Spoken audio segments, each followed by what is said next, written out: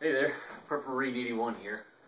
I was flipping through some of my old videos last night, and I found one that it was kind of a series that I had started that I never ended up even finishing. Just totally forgot about it. Some of you may have seen them. It was an idea that I got from who was it? The Haas USMC. I don't know if any of you are familiar with his channel. But if you're not, go check it out. He's got a lot of good info. He always puts out good stuff. But the idea from the series I took from him, that was this whole story time with the Haas thing that he was doing, where he would just tell stories about, you know, his military career or different things like that. And it was neat. I liked it. I thought, well, that's kind of different. You know, normally you don't get that kind of, I guess, personal interaction with someone who's, you know, doing a YouTube channel. It's always just based, you know, it's always kind of just centered around whatever whatever their topic is. You never really get to know that person at all, and I kind of like that. I mean, you know, some people aren't comfortable with doing that, but, you know, I mean, as long as you're not giving out your phone number and home address, I don't see the harm in it. I did 2 videos on it, and the 2 that I did, if you haven't seen them already, I still got them on there. They were basically just 2 times in my military career where I was almost killed. The second video that I did, I kind of promised that I wasn't going to just always do, you know, gloom and doom type stories. I was going to put something that had some humor in there. I just totally, like I said, I just totally forgot about it. So this one is going to be something that's funny. Now, it's a funny story no matter who you are, but if you're somebody who's been in the military or had any experience with either a drill instructor or a drill sergeant, you're probably going to get more of a kick out of this because you know firsthand how funny it would be to see something like this or have this happen to you. But, okay, there you got the background story. Because it's been so long, people probably don't know what the hell I'm talking about.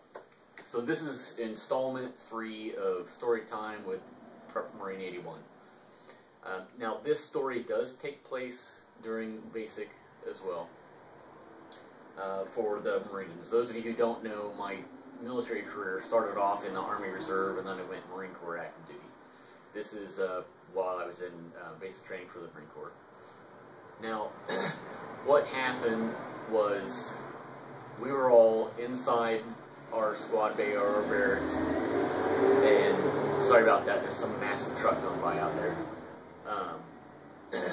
But we were inside our squad bay or our barracks, whatever you want to call it, and someone had done something, and we were all being punished because of it. So we were all down pushing in between our racks. Each person was down there, you know, doing push-ups.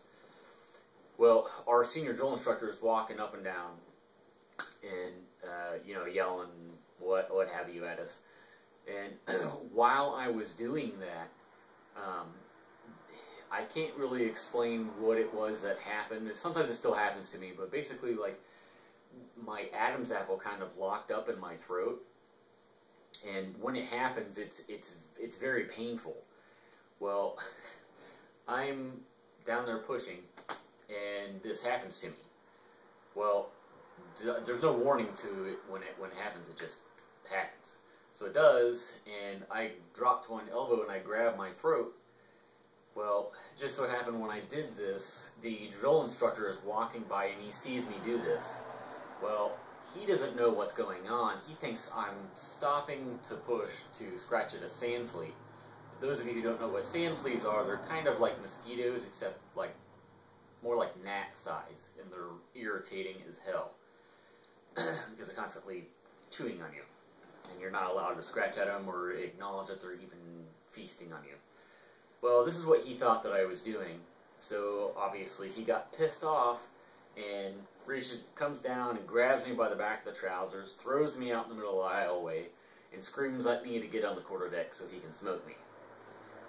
So I scramble to my feet and I start running towards the quarterdeck, and he decides that he changes his mind, so he comes running up behind me and clotheslines me from behind, knocks me to the ground again, and then screams at me to get towards the rear hatch.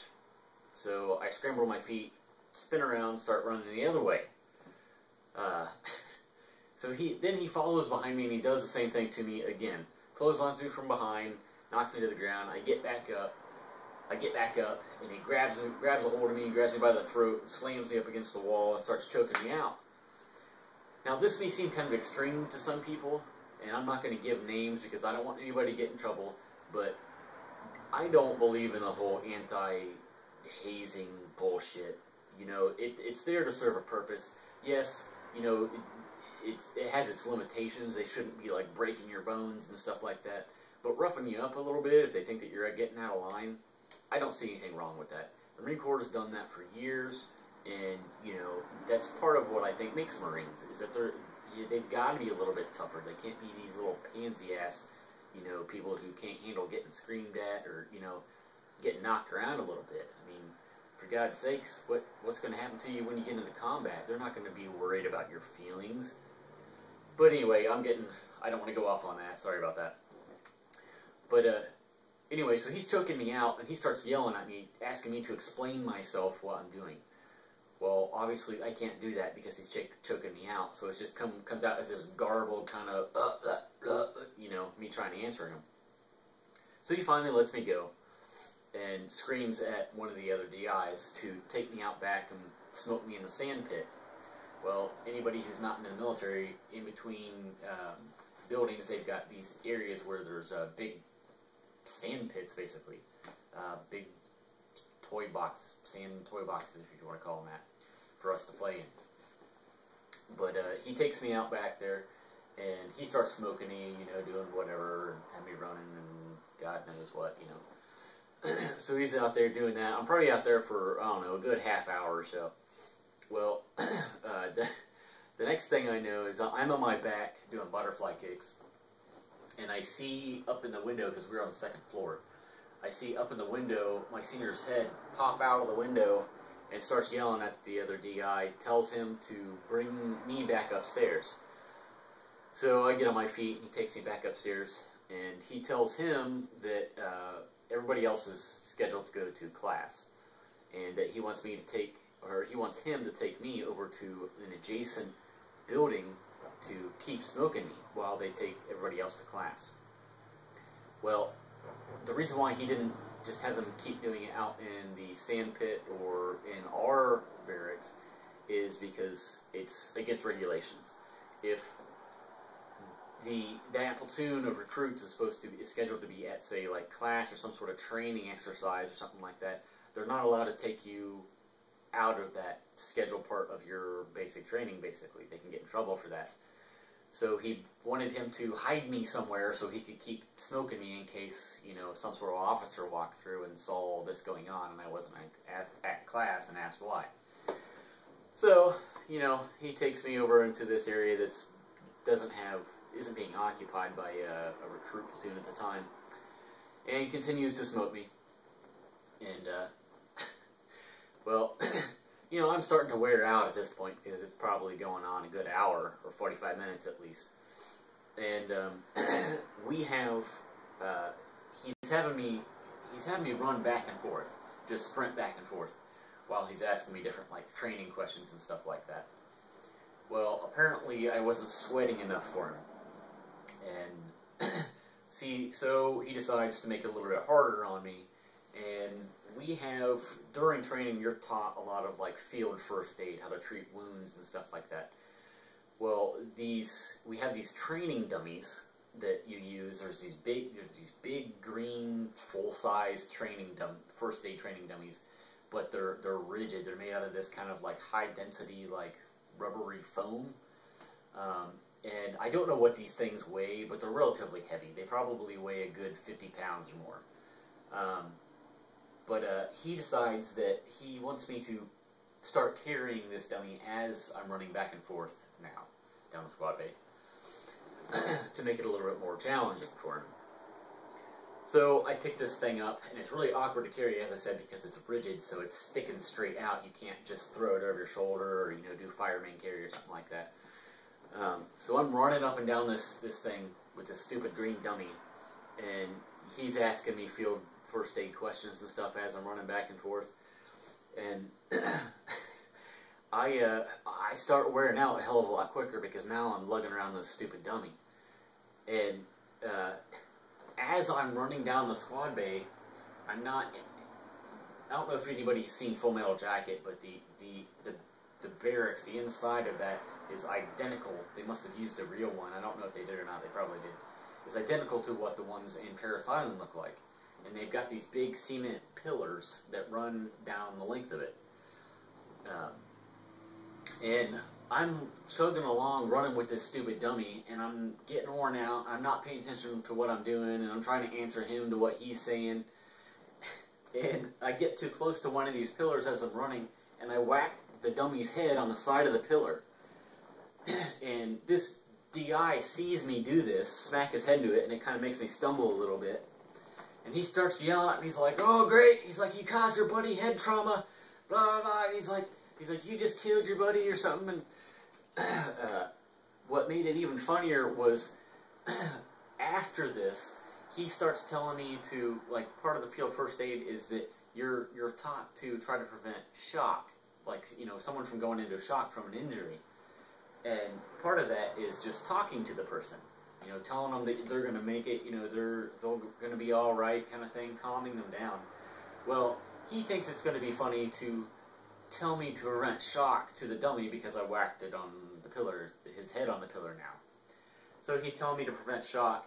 So imagine me running down the hallway, carrying this green dummy, talking to it like it's a wounded Marine, yelling at him, "It's going to be alright, buddy, we're going to get you out of here. You know, you're going to make it," and all this. And it's one of those things where you kind of had to have been there, but it was so funny, and I couldn't help it, that I myself started laughing. And I thought I was going to get my ass chewed out once I started laughing about it. But what was even funnier was that the DI himself he was laughing so hard that he had to turn around, because they obviously don't want to see you to see them laughing, because they're supposed to be, you know, the devil incarnate. So he had to turn around and look out the window, and I look over at him, and all I see is him tucked in like this, and his whole upper body shaking because he's laughing so hard at me. And he manages to stop long enough to ask me, he's like, "Oh, you think this is funny, huh, do you?" And I'm like, "No, sir," as I'm laughing still. But he didn't chew me out about it. I think he kind of realized it was pretty damn funny. But